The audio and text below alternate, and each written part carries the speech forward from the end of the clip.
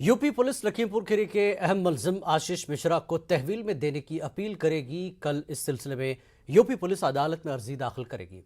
कल मुलजिम आशीष मिश्रा को 12 घंटे की पूछताछ के बाद गिरफ्तार कर लिया गया था।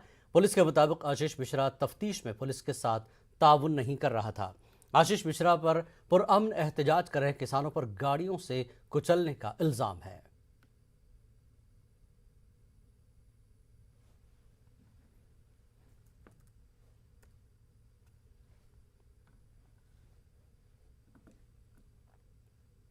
उत्तर प्रदेश के लखीमपुर खीरी सान्हे को लेकर कांग्रेस पार्टी की जनरल सेक्रेटरी प्रियंका गांधी किसानों के हक के लिए लगातार जद्दोजहद कर रही हैं। इस जिम्न में आज प्रियंका गांधी वाराणसी पहुंची, जहां प्रियंका ने किसान न्याय रैली से खिताब किया। रैली में प्रियंका ने किसानों के हक में आवाज बुलंद की और लखीमपुर खीरी सान्हे पर मोदी हुकूमत को जमकर तनकीद का निशाना बनाया। वहीं बढ़ती महंगाई, बेरोजगारी के खिलाफ भी मोदी हुकूमत को कड़ी तनकीद का निशाना बनाया। इस देश के गृह राज्य मंत्री के बेटे ने अपनी गाड़ी के नीचे, अपनी जीप के नीचे 6 किसानों को निर्ममता से कुचल दिया और सब परिवार, 6 के 6 परिवार ये कहते हैं कि हमें पैसे नहीं चाहिए, हमें मुआवजा नहीं चाहिए, हमें न्याय चाहिए। लेकिन हमें न्याय दिलवाने वाला इस सरकार में हमें नहीं दिख रहा है। आपने देखा कि सरकार पूरी तरह से उस मंत्री और उस मंत्री के बेटे के बचत में लगी रही। पुलिस और प्रशासन विपक्ष के नेताओं को रोकने में लगी थी।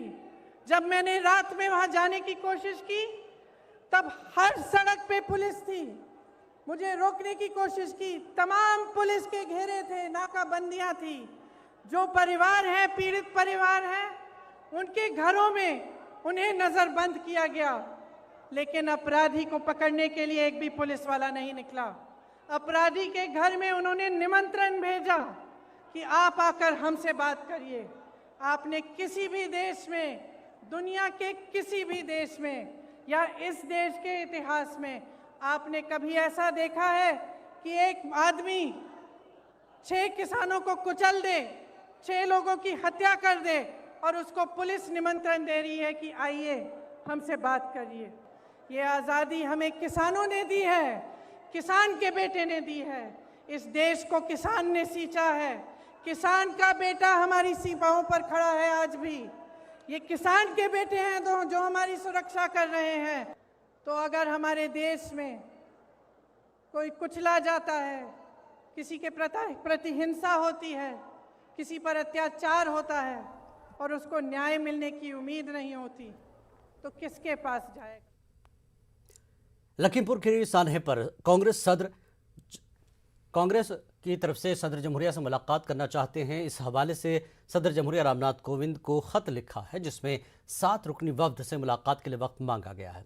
इस वफ्द की राहुल गांधी क़यादत करेंगे। वफ्द में गुलाम नबी आज़ाद और अधीर रंजन चौधरी भी शामिल हैं।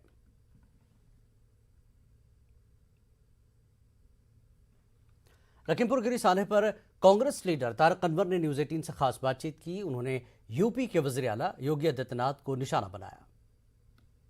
कांग्रेस महासचिव तारिक अनवर साहब, उनसे बात करते हैं। सर, लखीमपुर खीरी घटना मामले को लेकर कल उत्तर प्रदेश पुलिस ने पूछताछ की आशीष मिश्रा से और उसके बाद गिरफ्तारी भी हो गई। देखिए, ये सरकार ने अपनी तरफ से पूरी कोशिश की, योगी आदित्यनाथ जी ने और केंद्र सरकार ने, कि किसी तरह जो दोषी हैं, जो आरोपी हैं, उनको बचाया जाए। और इसीलिए 7 दिन लग गए उनकी गिरफ्तारी में। ये तो तब संभव हो पाया जब प्रियंका जी, राहुल जी और कांग्रेस के तमाम नेता वहाँ पहुँच गए और ख़ुद किसान भी सड़क पर उतर आए। तो उनको लगा कि अब इस मामले को टाला नहीं जा सकता है और इसलिए वो दबाव में आकर उन्होंने गिरफ्तारी की है।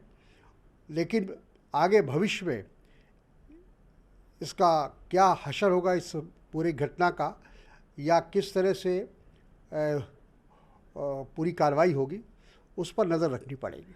सर, वहीं दूसरी तरफ राजस्थान की घटना को लेकर बीएसपी सुप्रीमो मायावती ने ट्वीट किया है और ये लिखा उसमें कि राजस्थान के हनुमानगढ़ में दलित की पीट कर हत्या की गई अत्यंत दुखद और निंदनीय है, लेकिन कांग्रेस हाईकमान चुप क्यों है? साथ ही ये भी पूछा है कि बीएसपी जवाब चाहते हैं कि दलितों के नाम पर घड़ियालू आंसू कब तक बहाएंगे? देखिए, ऐसी बात नहीं है। कांग्रेस से कहीं भी ऐसी घटना होती है, चाहे दलितों के साथ हो, समाज के कमज़ोर वर्ग के साथ हो, महिलाओं के साथ हो, हर जगह कांग्रेस मौजूद रहती है। राजस्थान में हमारी सरकार है, इसका ये मतलब नहीं है कि हम उसको नज़रअंदाज करेंगे। हम लोग चाहेंगे कि वहाँ जिन लोगों ने भी ये अपराध किया है उसके ख़िलाफ़ राज्य सरकार कार्रवाई करे। जहाँ तक मुझे जानकारी है कि गिरफ्तारियाँ हुई हैं, और उसके अलावा भी जो उनकी मदद, उनके परिजनों की मदद हो सकती है, राज्य सरकार कर रही है। न्यूज 18 से बातचीत करने के लिए शुक्रिया। वीडियो जर्नलिस्ट सत्यप्रकाश के साथ Ravi Sisodia, news 18 Delhi. RJD leader ने लखीमपुर सान्हे पर यूपी पुलिस को निशाना बनाया। उन्होंने कहा कि यूपी पुलिस ने इस मामले में नर्म रवैया अख्तियार किया है। वहीं मनोज झा ने आशीष मिश्रा के वालिद अजय मिश्रा को भी बर्खास्त करने की बात की है। मैं कहता हूं कि बहुत वक्त गुजार दिया और पूरी देश में ही नहीं, पूरी दुनिया में संदेश गया कि यहाँ रूल ऑफ लॉ मासेस के लिए अलग है और क्लासेस के लिए अलग है। ये संदेश अच्छा नहीं है, प्रधानमंत्री जी के लिए भी ठीक नहीं है। उनकी क्या मंत्रिमंडल में एक व्यक्ति बैठा हुआ है जिसने धमकी भरी जुबान में कुछ दिन पहले किसानों के लिए बात की, और उनके सुपुत्र ने गाड़ी से रौंद दिया। रौंदना भी क्या कहें, नरसंहार कहते हैं। उसके बाद पुलिस इस तरह से व्यवहार कर रही थी जैसे उनको इनविटेशन कार्ड दे रही हो। एक सिर्फ इतना सोचा जाए कि उसकी जगह पर, जो कि माननीय सर्वोच्च न्यायालय ने भी कहा, अगर कोई अदना आदमी होता, हम आप होते, क्या पुलिस का व्यवहार यही होता? प्रश्न यहां है, प्रश्न और कहीं नहीं है। इस प्रश्न को अगर हमने रिजॉल्व नहीं किया ना, तो लाख डेमोक्रेसी की दुहाई दें, रूल ऑफ लॉ की दुहाई दें, ये बेमानी है। अगर उनके बयान को आप देखें, जितना प्रोवोकेटिव बयान था, उस बयान के बाद हम क्या सोचें? क्या उस व्यक्ति को गृह मंत्रालय में रहना चाहिए? क्या यह संदेश अच्छा जा रहा है आम आवाम को? इस पर अगर गौर करेंगे प्रधानमंत्री जी, तो शायद उनको निर्णय लेने में आसानी होगी। यूपी के कानपुर में भयानक सड़क हादसा पेश आया है, जहां 2 ट्रकों के बीच तसादुम हुआ, जिसमें 3 अफराद की मौत हो गई है। मौके पर पुलिस ने पहुंचकर लाशों को पोस्टमार्टम के लिए भेज दिया है। हादसे की वजह से ट्रैफिक जैम हो गया था, जिसे पुलिस ने अब बहाल कर दिया है। रात्रि को लगभग 2 बजे घाटमपुर हमीरपुर हाईवे पर थाना सजेती के अंतर्गत अमौली के पास एक ट्रक और एक ट्रेलर ट्रक में टक्कर हो गई, जिसमें दोनों वाहनों के ड्राइवर और एक खलासी की मृत्यु हो गई। शवों का पंचायतनामा भर पोस्टमार्टम के लिए भेज दिया गया है एवं यातायात को सुचारू रूप से चालू कर दिया गया है। स्थिति सामान्य है, लॉ एंड ऑर्डर की कोई समस्या नहीं। मुल्क की तवानाई की जरूरियात को पूरा करने के लिए रिलायंस इंडस्ट्रीज ने एक बड़ा कदम उठाया है। रिलायंस ने सोलर पैनल बनाने वाली यूरोप की सबसे बड़ी कंपनी REC से समझौता किया है। Reliance new energy solar limited ने $771 मिलियन में यह डील तय की है। REC के जरिए RIL को सोलर तवानाई में नई तकनीक मिलेगी। REC के पास करीब 600 पेटेंट हैं। अब REC की मदद से कम खर्च में सोलर पैनल बनाया जा सकेगा। RIL ने इसे क्लीन एनर्जी का नाम दिया है। RIL की इस कोशिश से तवानाई के हुसूल के लिए चीन पर इन्हिसार कम हो जाएगा और मुल्क सोलर तवानाई के हुसूल में आगे बढ़ सकेगा।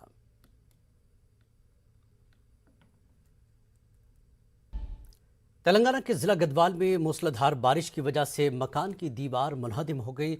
हादसे में 3 बच्चों समेत 5 अफराद की मौत हो गई है। वज़ीर आला KCR ने हादसे पर गहरे दुख का इजहार किया है। वज़ीर आला ने महलूकीन के अफराद खानदान के लिए 5 लाख रुपए एक्सग्रेशिया का ऐलान किया। यह हादसा जिला गढ़वाल के कोत्तापल्ली देहात में पेश आया। दीवार गिरने से मजीद 2 कमसिन बच्चे भी शदीद जख्मी हो गए, जिनका इलाज जारी है।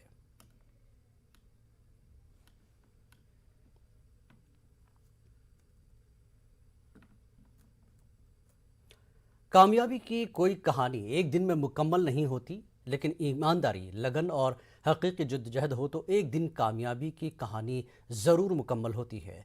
मुल्क में सफ़ेद इनकलाब यानी दूध का इनकलाब लाने वाले अमूल का सफ़र गुजरात के सिर्फ 2 गांव से शुरू हुआ था। 75 साल के हो चुके अमूल भी पूरे मुल्क के साथ आज़ादी के अमृत महोत्सव की खुशियां मना रहा है। आइए आपको रूबरू कराते हैं अमूल की कामयाबी की सुनहरी तारीख से।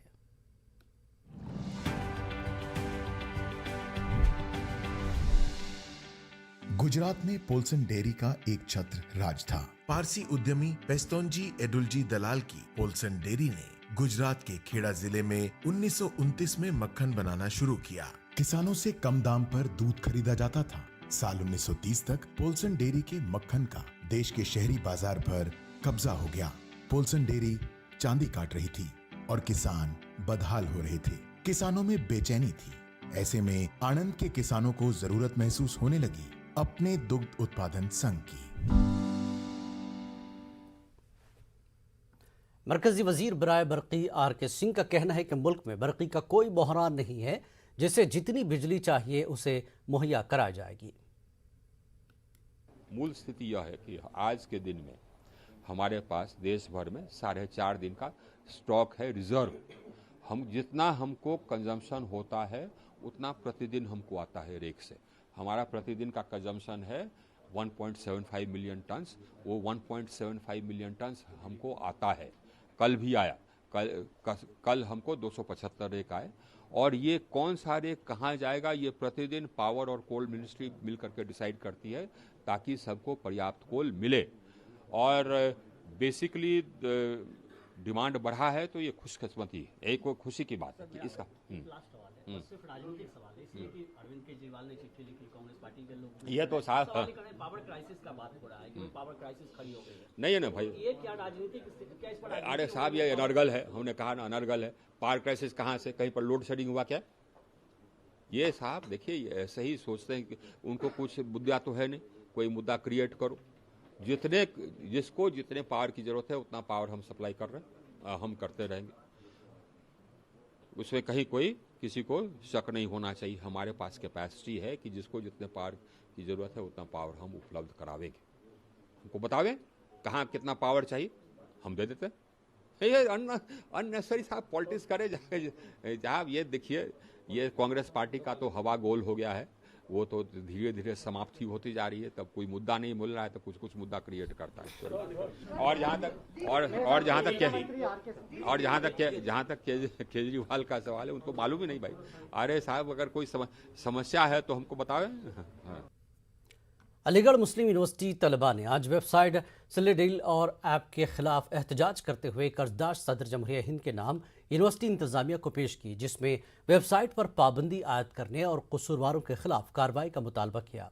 तलबा आज कैंपस में एहतजाज करते हुए बाब सैयद पहुंचे थे। उनके हाथों में पोस्टर भी थे। उनका कहना था कि मज़कूरा वेबसाइट मुस्लिम खवातीन के फ़ोटो लगाकर उनकी नीलामी करने का दावा करती है और इस वेबसाइट में फहश पैगामात भी दिए जाते हैं। बिलखुसूस ये वेबसाइट मुस्लिम खवातीन की छवि को ख़राब करने की गर्ज से बनाई गई है। इसके खिलाफ पहले भी एहतजाज हो चुका है, लेकिन अभी तक कोई कार्रवाई नहीं की गई है। ऐप बनाया गया था जिसका नाम है सुल्ली डील ऐप, जिससे मुस्लिम महिलाओं को जो है बेचने के लिए ये ऐप जो है यूज किया गया। और इन्होंने उसके साथ साथ एक वेबसाइट भी तैयार की, दोनों चीज़। लेकिन उसके बाद कुछ लोगों को पता चला हिंदुस्तान में, जब उन लोगों ने एफआईआर कराई तो एफआईआर दर्ज हो गई, लेकिन आज तक 3 महीने हो चुके हैं, उनके खिलाफ कोई एक्शन नहीं हुआ है। अभी तक उनका कोई नामो निशान पता नहीं है कि कौन कौन लोग उसमें इन्वॉल्व हैं, कौन सा ग्रुप है, लेकिन अभी तक किसी को इस बात की खबर नहीं है। तलबा ने दिया है एक मेमोरेंडम जो president of India Shri Ramnath Kovind ji के को एड्रेस किया गया है। और इसमें लड़कों ने एक जो ऑनलाइन ऐप है जिसे सुल्ली डील ऐप के नाम से जानते हैं लोग, लड़कों का कहना यह है कि ये एक ऐप है जिसके थ्रू जो है मुस्लिम लड़कियों का ऑक्शन किया जा रहा है, उनका मिसयूज़ किया जा रहा है और इस तरीके से उनको बदनाम करने की कोशिश की जा रही है पूरी कम्युनिटी को। लिहाजा लड़कों ने इस मेमोरेंडम के थ्रू डिमांड किया है कि जो लोग भी इसमें इन्वॉल्व है, इस virtual misuse of the female का इन्वॉल्वमेंट है, उनके खिलाफ। बढ़ती महंगाई ने आम इंसान की कमर तोड़कर रख दी है। आज फिर लगातार छठे दिन सरकारी तेल कंपनियों ने पेट्रोल और डीजल की कीमतों में इजाफा किया है। आज भी पेट्रोल की कीमत में 30 पैसे और डीजल में 35 पैसे का इजाफा हुआ। इस इजाफे के बाद दिल्ली में पेट्रोल की कीमत 104 रुपये 14 पैसे और डीजल 92 रुपये 82 पैसे फी लीटर पहुंच गया है। वहीं मुंबई में पेट्रोल की कीमत 110 रुपये 12 पैसे और डीजल 100 रुपये 66 पैसे फी लीटर के करीब पहुंच गया है। पेट्रोल और डीजल की बढ़ती कीमतों में इजाफे का सबब बैनुल-अक़वामी सतह पर खाम तेल के दामों में इजाफे को करार दिया जा रहा है। यार 6 महीने में ऐसे मतलब हाइक जा रहे हैं पेट्रोल के रेट की, समझ नहीं आ रहा कि करना क्या है जी। पहले 90 रुपये लीटर था और मैं स्पीड पेट्रोल फुल फिल करवाता था अपना, उसके बाद एकदम से ऐसे मतलब 90, 92, 96, 100, अब आज की डेट में 106 पहुंचा हुआ पेट्रोल। तो यार अब अगर पेट्रोल के लिए अगर सपोज मेरी जो टैंक फुल होता था पहले वो 900 में होता था और अब उसी चीज़ के लिए मेरे को 1200-1300 रुपये देने पड़ रहे हैं और कोविड के अंदर वैसे ही इतना मतलब डाउन रहा हर चीज़, अब कैसे करें मतलब। पेट्रोल और डीजल की कीमतों में इजाफा ने हर किसी को परेशान कर रखा है। आज अलीगढ़ में पेट्रोल पंप पर गाड़ियों में पेट्रोल भरवाने वालों से इस बाबत बात की गई तो उन्होंने अपने तासुरात का इजहार करते हुए कहा कि पहले ही महंगाई की मार बर्दाश्त कर रहे थे, अब पेट्रोल व डीजल ने हमारी कमर तोड़ दी है। कारोबार कोरोना की वजह से मुतासिर थे, लेकिन महंगाई इसको और ज़्यादा मुतासिर कर रही है। गौरतलब है कि पेट्रोल डीजल की कीमतों में मुसलसल कई दिन से इजाफा हो रहा है। लोग परेशान हैं और हुकूमत से महंगाई और इन कीमतों पर लगाम लगाने का मुतालबा कर रहे हैं। हम पे सब पे लोड पड़ रहा है, भाड़ा महंगा हो रहा है, हर चीज़ का महंगा हो रहा है, खर्चे ज़्यादा हुए हैं और आमदनी कम है। जब सिलेंडर 320 रुपये था, 300 साढ़े 300 रुपये था, जब ये ईरानी वगैरह सब धरने देते, अब कौन धरने क्यों नहीं दे रहे यार, अब भी तो धरने दे। और ये बार बार महंगाई बढ़ रही है, इन्होंने तो वादे करे थे 2014 में कि महंगाई कम होगी, तो महंगाई बढ़ क्यों रही है, इस बात का भी तो जवाब दें। काम बिल्कुल स्लो चल रहे हैं इस टाइम। रोड सरिया बहुत पत्ती महंगी हो रही है, ये कच्चे माला पर पैसे बढ़े हुए हैं बिकट के। अब कारोबार आदमी क्या करेगा इसमें। पेट्रोल 100 से ऊपर कहानी जा रही है। अभी सरकार ये सोचनी चाहिए पेट्रोल रोकने दाम तो गिराएं थोड़े बहुत। आंध्र प्रदेश में सेहत के शोबे को फरोग देने के लिए हेलीकॉप्टर के सफर का आगाज किया गया है। हेलीकॉप्टर के जरिए हवाई सफर का शौक रखने वालों के लिए खुशखबरी है। हेलीकॉप्टर में 6 मिनट के सफर के लिए फीकस 3,500 रुपये चार्ज किया जा रहा है। 6 मिनट फजाई सफर के दौरान विजयवाड़ा शहर का नज़ारा किया जा सकता है। हेलीकॉप्टर में 13 मिनट सफर के लिए 6,000 रुपये तय किया गया। विजयवाड़ा के इंदिरा गांधी म्यूनिसिपल स्टेडियम में हेली राइड सर्विस शुरू की गई है, जो 17 अक्टूबर तक जारी रहेगी। रोजाना सुबह 10 बजे से हेली राइड सर्विस का आगाज होगा, जो शाम 5 बजे तक जारी रहेगा। महकमे सेहत के प्रिंसिपल सेक्रेटरी रजत भार्गव ने बताया कि सेहत के शोबे को फरोग देने के लिए हेली राइड सर्विस शुरू की गई है।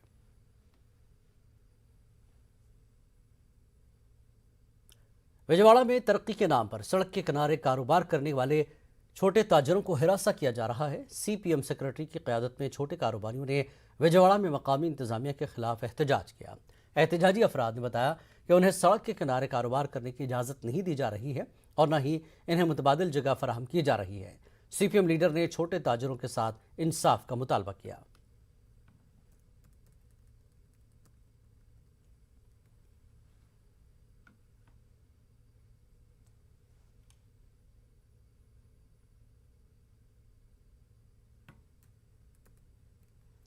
कोरोना वबा के दौरान बाहमी इमदाद और इन्हिसार का जज्बा मुस्तहकम हुआ है। मुल्क इस वबा से मुत्तहिद होकर मुकाबला कर रहा है। टीकाकारी के ऐलान के बाद हम बेहतर ताउन करें, जिससे हम कोरोना को मात देने की जानिब कदम बढ़ा सकें। नेटवर्क 18 इस मुहिम में हर कदम पर आपके साथ रहेगा। जब तक सभी महफूज नहीं, तब तक कोई महफूज नहीं होगा। इसी सोच की बुनियाद पर हमारी मुहिम संजीवनी का मकसद ये यकीनी बनाना है कि वैक्सीन पाना सभी हिंदुस्तानियों का हक है।